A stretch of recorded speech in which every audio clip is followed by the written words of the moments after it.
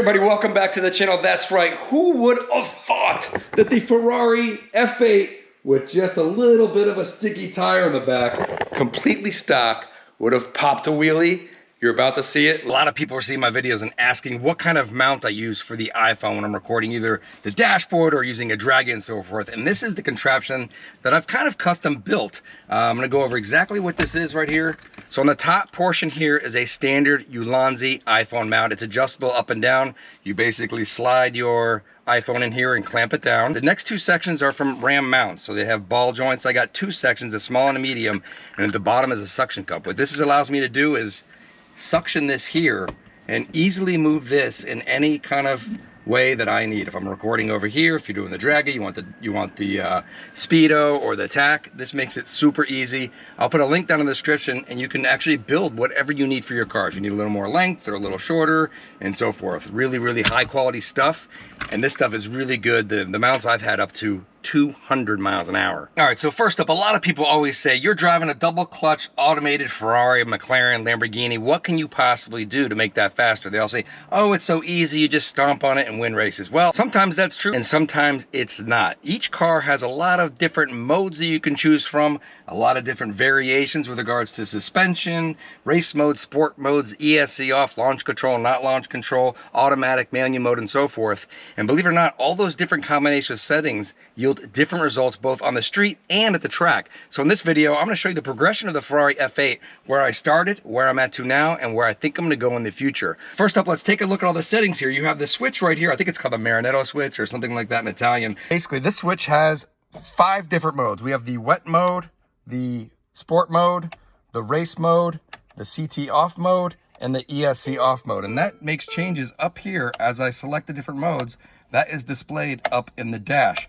Also, you have a suspension setting mode for bumpy roads, which could be softer suspension.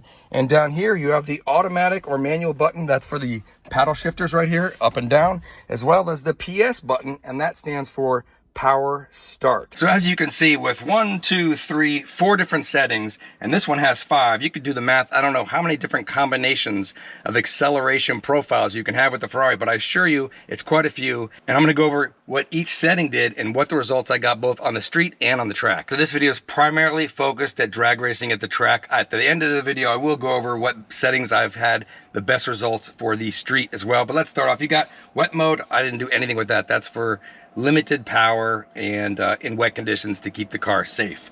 So if you got sport mode, and my results with sport mode on the street were yielding less horsepower. It even says in the manual that you only get full power in this car when you are in race mode or higher. So sport mode, that's a no-go for street or on the track. On to race mode, that's where all the settings came in for me.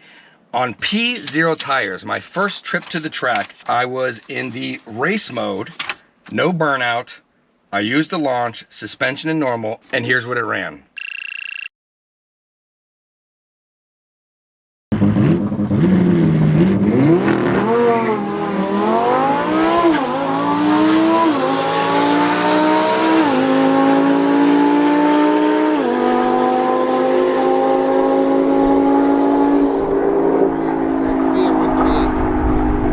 All right, so there you go. You saw it 1033, 138.09 miles an hour.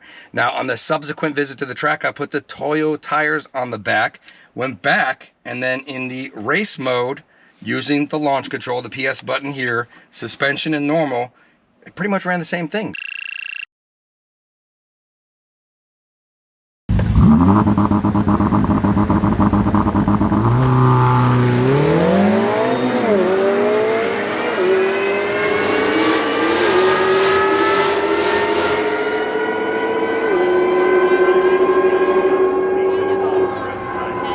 .33, 139.52 miles an hour. So right there, didn't make a big difference. I gotta admit, I was kind of disappointed that I didn't get any better times. So at that point, I started experimenting with some different features, and the first one is CT off. That's the next level of reduced intervention from the Ferrari.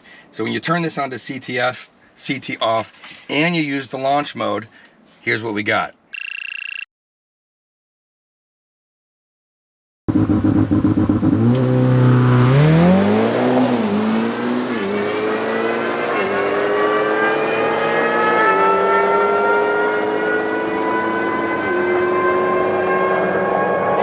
So there you go. Time dropped just about a tenth. That's about a car length, running 1022 at 138.5 miles an hour. Next up, I'm going to talk about when you're using launch control. Here's where a lot of differences come in. If you're racing heads up and you don't have a lot of time to get set at the light and you're racing, you got to cut that reaction time. There's a limited amount of time you can sit on the launch control.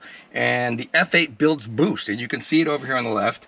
It'll say building, it doesn't say building boost, but you can see the turbo pressure slowly rising up. Now, you're racing heads up, you got to get off the line, so you don't always launch with full boost. You can anticipate the other guy bulbing and coming up to staging to get that perfect thing, but if he waits too long, you drop out of launch control. You have the potential to actually lose the race. So when I'm racing heads up, I don't go for it all. So as you can see, the previous one was 1022 with a normal kind of holding the launch control, but I did come back to the track, make a solo pass, and I was able to hold down the launch control for longer. It was building a little more boost, and the car came off even harder off the line, and you'll see the results right here.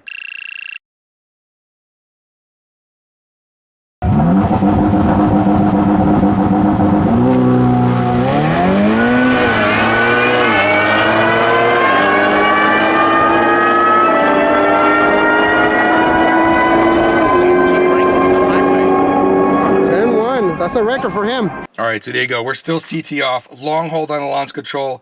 It ran a 1012 at 142.28 miles an hour. To date, that was the best time I had run. It was a solo pass.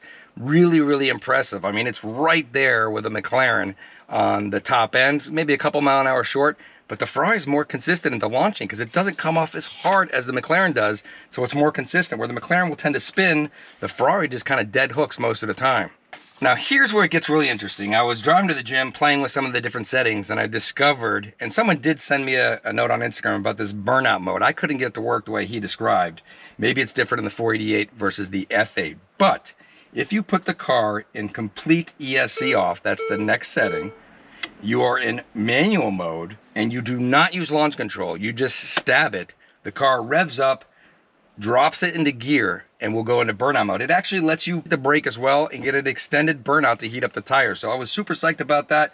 So I headed back to the track, and because it was launching at 5,000 for the burnout mode versus the 3,200 for the normal launch control, my goal was to get to the track first, where it's really sticky, heat up the tires, and try to launch the car ESC off in the burnout mode with that higher RPMs. And amazing, I'm gonna show you what happened. It actually lifted the front wheels off the ground.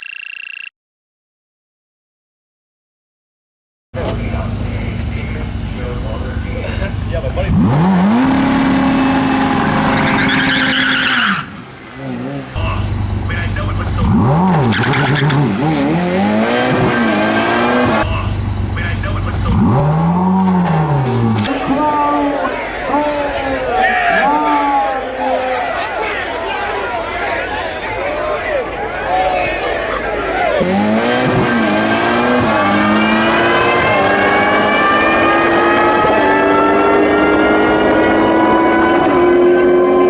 Front wheels came off the ground. It was pretty cold out. DA was like about even. Track temperatures were cool.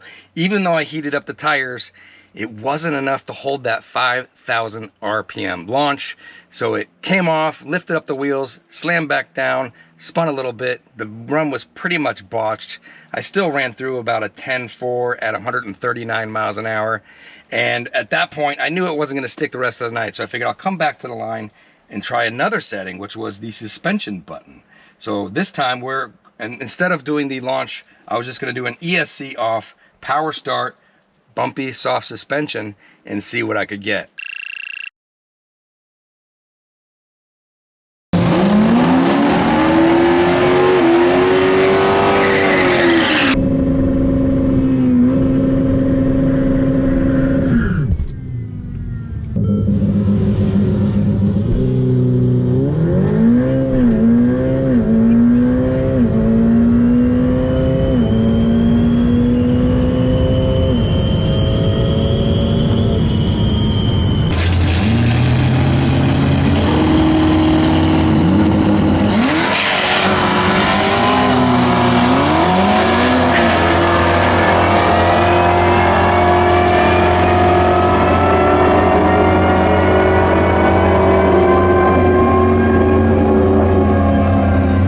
so there you saw it at 10:19 at 140.1 miles an hour. Not my best run, but in all the mix of the settings, I got a little flustered and I forgot to hit the PS button. That guy had already gone. I was in quite a bit of hurry. I didn't want to sit at the light too long with the green because sometimes they'll just time you out.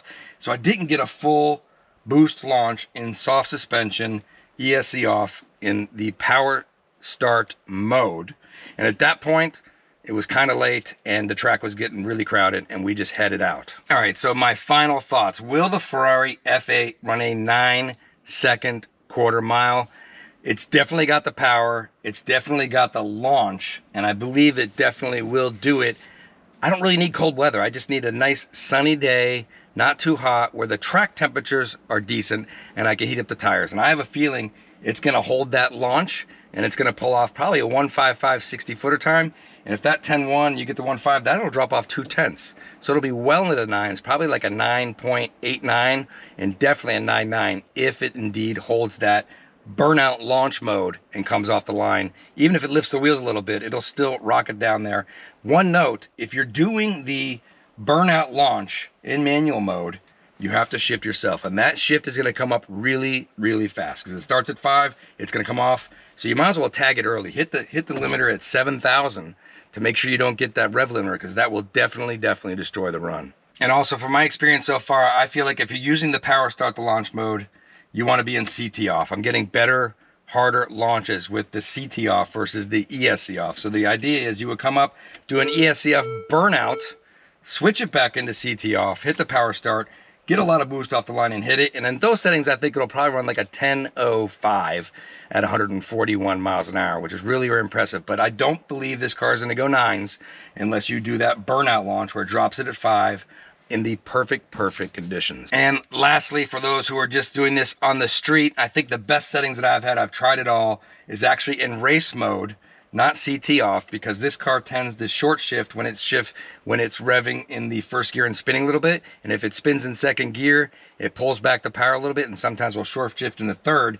And from my experience, race mode is the best for the street, even with the Toyo tires on the back. All right, so there you go. Hopefully that wasn't too complicated and boring. I just want to show the progression of the Ferrari from running 10.3s, 10.2s, 10.1s, and what I think next time out is going to be a 10.0 and possibly a 9.9 second down the quarter mile. Make sure you're subscribed because I got a lot of races. We had a great track day. I got F8 versus Turbo S 992. I got modified 992 Turbo S versus 720S. I got Taycan Turbo S versus Huracan Evo. I got Dodge Demon versus 918 Spider. Dodge Demon versus modified 991 Turbo S, and probably some other stuff I forgot about. I just got to get around to editing those videos. As always, thanks for watching. Let me know what you think about the Ferrari F8. Will I eventually get it into the 9s or even a 10.0? And lastly, what do you think about burnout mode? I think it's just super wicked. You could actually hit the brakes, hold that burnout, and just get the tires nice and hot. I wish the McLarens had that. Unfortunately, only the LT McLarens have burnout mode. And, well, my LT is in the US. I should have it this week, and I will for sure be trying that. Thanks for watching.